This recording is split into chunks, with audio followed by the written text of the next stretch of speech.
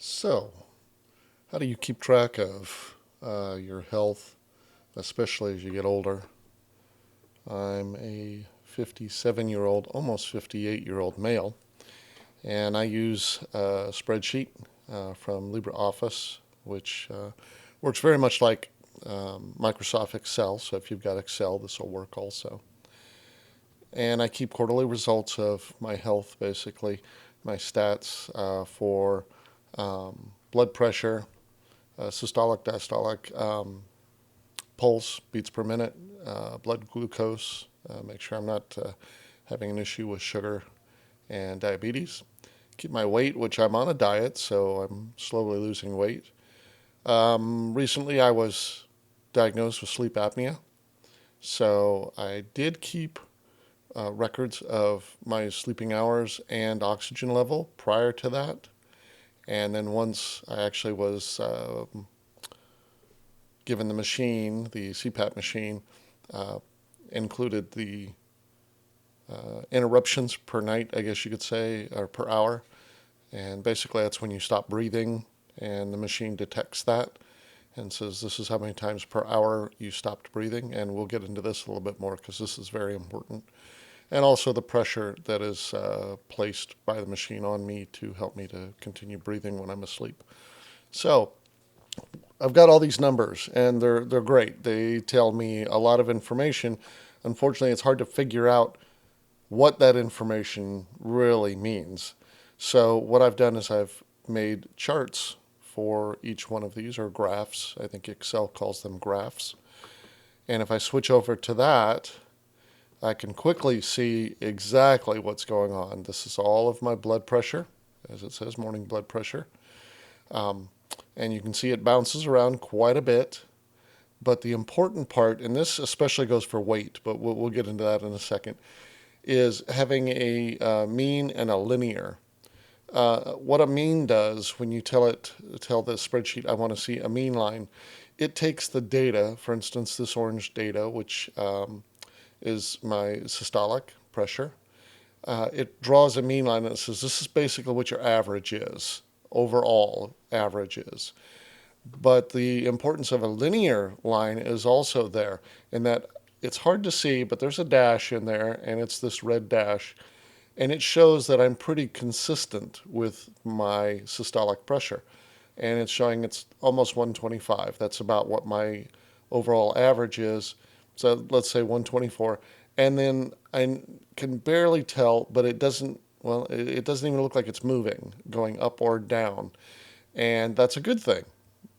Means that I'm pretty well solid and at 124, right in that range, 124, 125 for systolic. Now, some people go, oh my goodness, that's above 120, that's high. Don't worry about that, that's garbage. Um, Consistency and steadiness is more important. It'll help to show your doctor where you're at and that the medication, what the medication really is doing. I'll also get into how I take my blood pressure here in a second because that's also very important to get consistent results. As you can see, the lines up here are going up and down all the time, but this is the overall average, and that's the important thing. Now, for diastolic, I've got a nice line here, and it's about 81 right across there for the mean, which is good. But you can see that the linear actually started out at a just slightly lower. You can barely see the red line just below the orange one here. But down here, it's slightly higher. So it looks like my diastolic is going up slightly, and that's its upward trend. But it's very minor. Again, this is nothing to worry about. These are actually really, really good for me, considering that my blood pressure used to be around 135 consistently for my systolic. Diastolic hasn't been bad, 80, 85, but systolic has been high. And that's probably why in 2004, when I was only 44 years old, I had a heart attack along with cholesterol problems. So this is what you're looking for, some consistency to show the doctor what the medication really is doing. And yes, I am on medication. Rampril. I've got a something like what's the I can't even remember the name of the cholesterol medication, but there's a generic version. So anyway, what it matters is that your doctor can see, okay, this is steady. Now, how do I get these numbers here? Because blood pressure, if you're sitting down and you put the cuff on and you immediately take your blood pressure, you're not going to get an accurate reading. Blood pressure was meant to be taken with a calm sitting attitude. Your left arm, which is typically used, you can do your right, but the numbers will be a little different. Typically, they do their left, but it's done with a calm setting, not immediately after you've gone out and run a mile or anything like that, not feeding the dogs, nothing. So, first thing I do is I sit down and I take 1 minute of just sitting there with my eyes closed, just relaxing. And what I come up with after that is I go ahead and take my first reading, which this morning I did systolic 119, diastolic of 74. And then I shut the cuff off, let all the pressure out. And I again wait 1 minute or more just sitting there. Now, here's another trick too. Don't look at the meter. Don't look at the meter as it's counting down. That is anxiety, and anxiety will throw your blood pressure reading off too. So after a minute, I did another reading, and I did 113 over 72. Now, some people might think, oh, your systolic's really low. It's a little low. It's not bad. Better to be low than high. If it got into the high 90s, I would start questioning it. But we're quite a ways from there, so no big deal. Also, you'll find sometimes the second and third number will actually go up. So something to consider. Actually, you know what? Yeah, that's right. It's a resting, a state that you're in. So that's fine. It's okay. If it goes up, it's probably going to only go up by a little. I have had this second and third number actually go up over the initial reading. So that's not unusual. Typically, it does go down slightly, which here we can see it did. And you can see I waited another minute and I took my third reading. And here, look, it's identical to the second reading. So that's really what my resting state is. But I do include the first one, and then I average them. So overall average was 115 over 73, which is actually excellent. It's very, very good. No issues with that at all. And how do I get those? Okay, so you have to put in a formula in your spreadsheet and to be able to get those. So I've got cell B2 and cell C2 that I'm doing an average on. And I've got a formula here. Excuse me. The formula basically says if B4, which is going to be this one, okay, if B4 is less than 0, which means that if this is 0, then I want this number here to be if I've got it backwards here. Sorry about that. If B4 is greater than 0, there we go. So if there's a number here greater than 0, then I want this cell to show a 3. And the formula fits all three of the categories here, 1, 2, 3, and 4. So if B3, which is here, is greater than 0, which it is, then I want this number to be a 2. Now, this goes in sequential order, meaning the first one that it hits being true, then the formula is done. So that's why this is not a 2, because B3 or B4 has a number in it. So it's saying, okay, this one is true, so I'm going to ignore these other formulas, okay? It's the way it works. Oops, get out of there before I break it. There we go. And, of course, if B2 is 0 or greater than 0, then this should be a 1. Now, these are my averaging numbers, what I'm going to be using or my divisor numbers that I'm going to be using to get my average.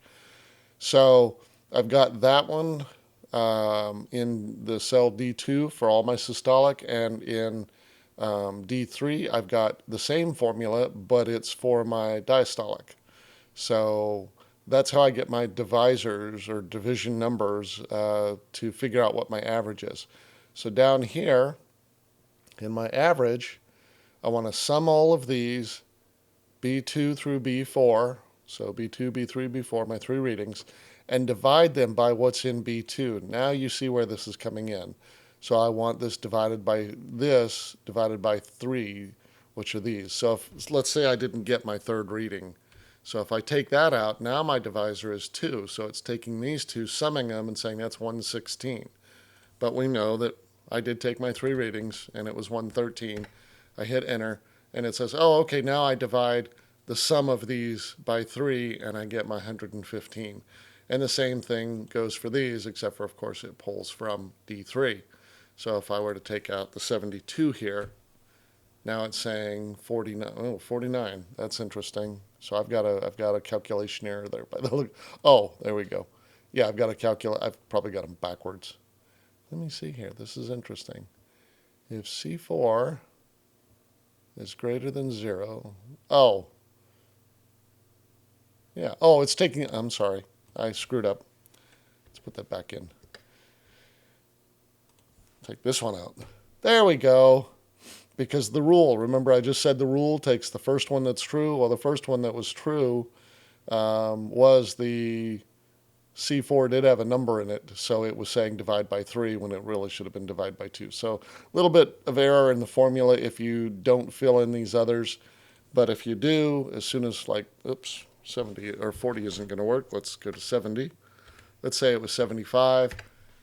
Okay, it didn't change the average because 74 is going to rule over 75, but let's go with 80 just for instance. There we go. Now it changed it to 76. So definitely fill in all these, but there's your formulas to figure it out and get your overall average. Now this is what I report into my other spreadsheet to get my actual good blood pressure readings. So that's how that works.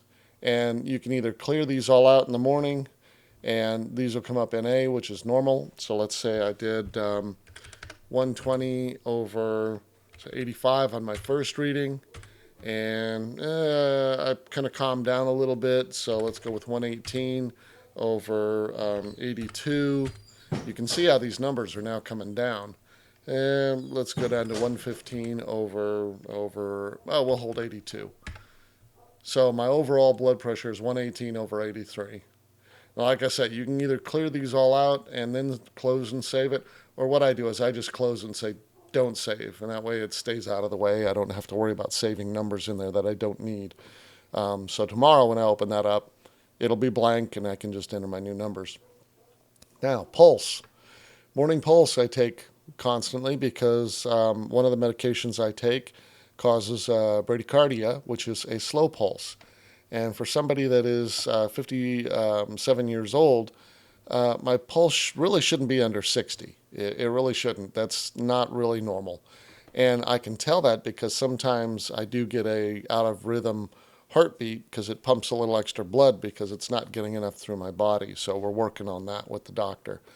But you can see that each day when I take my pulse, it's all over the place sometimes. I mean, this morning was a little low. Yesterday it was a little high. And again, here's the mean line. This is my average, so I'm just under 60, probably about 57, 57 and a half, right in there.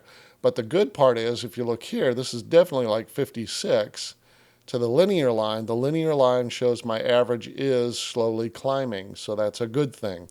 And this gives me a much better idea of what my pulse really is doing.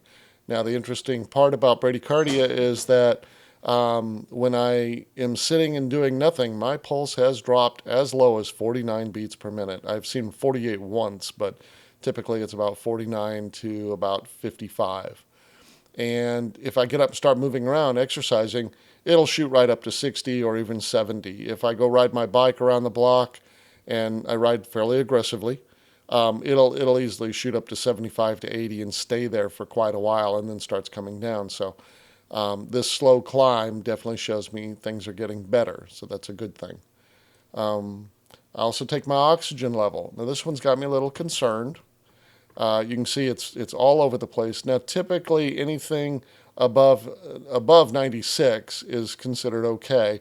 97, of course, is much better. If you can get in the 98 range and hold it there, you're doing pretty good.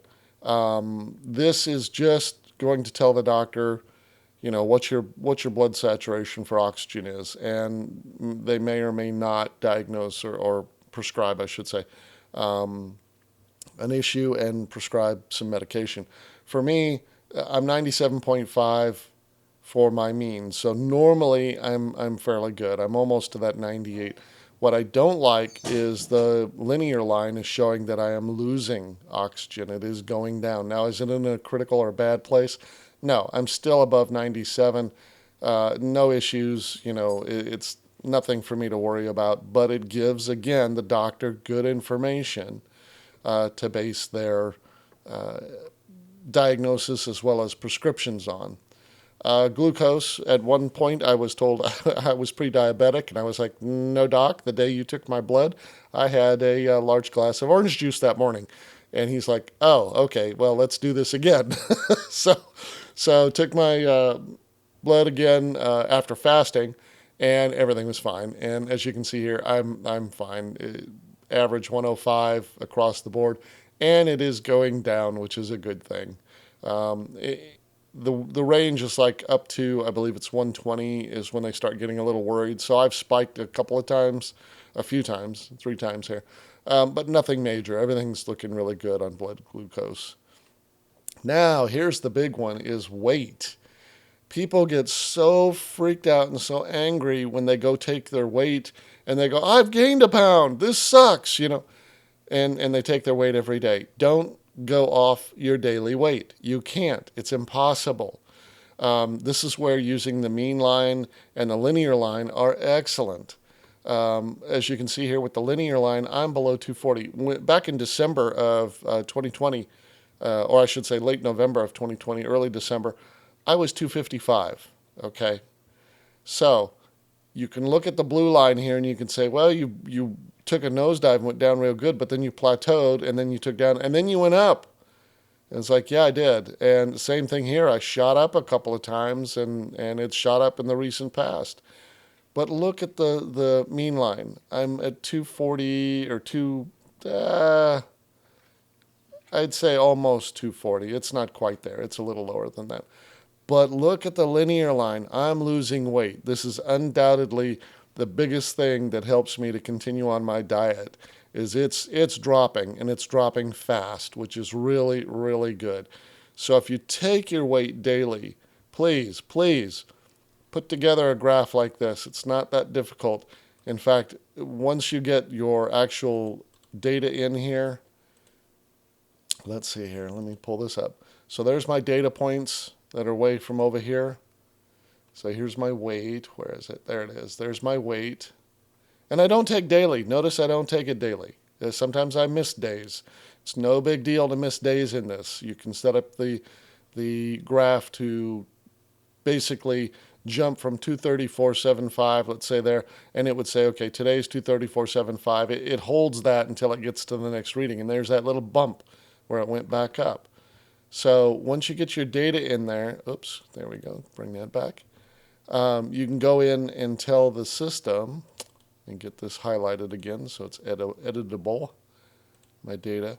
I just right click and it says insert trend line, insert,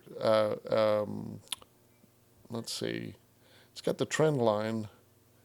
I don't see, it'll have the mean line in there too.